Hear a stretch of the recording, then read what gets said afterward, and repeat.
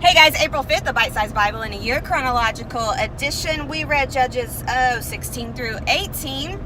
We're still in the car because I just recorded the last video. So it's only been like 20 minutes.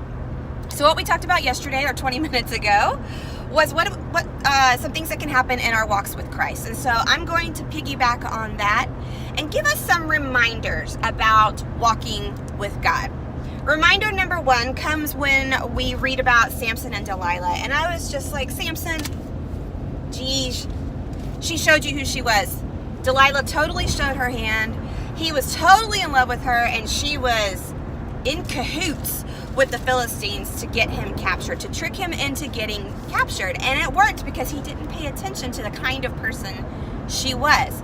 And that's what we need to remember, is people are going to show whether they're trustworthy with your most vulnerable moments or not. Our reminder number one is we're called to love people. We're called to forgive people.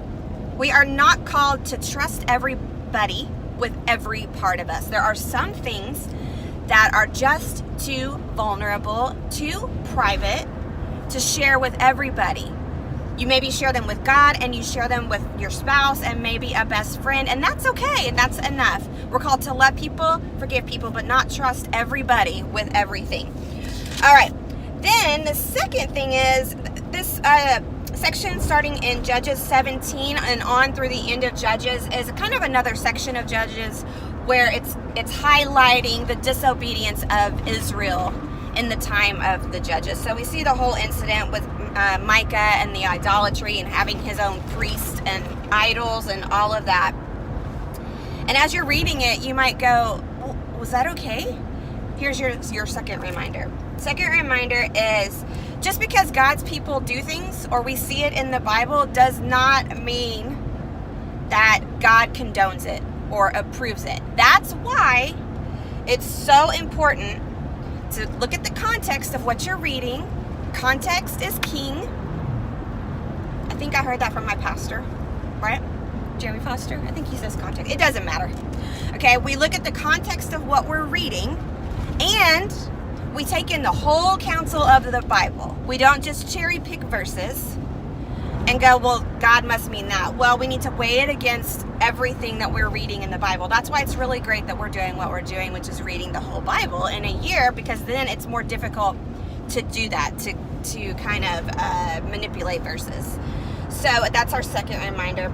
And the third reminder is to just watch the cultural influences. We want to make sure that we're not letting in cultural influences. I mean, the nations around, or the people around Micah, were worshiping idols, and that even though he talks about the Lord, he's worshiping idols, so he's let in the culture, and so we have to be really careful about that too. So if we're not quite sure about a certain subject, stop and talk to God about that, and pay attention to, the sermons that he brings you, the Bible verses that come up after you're asking him that, and we want to make sure that no matter what the culture is saying, we're living what it says in here. We want to be in the world. We don't want to be of it. We want to be relevant. We don't want to be irreverent. All right? That's it. Short and sweet. April 6th and 7th. April 6th is Judges 19 through 21. April 7th is Ruth 1 through 3, because we're done with Judges after tomorrow. All right? Okay. Y'all have a lovely weekend. Fare thee well.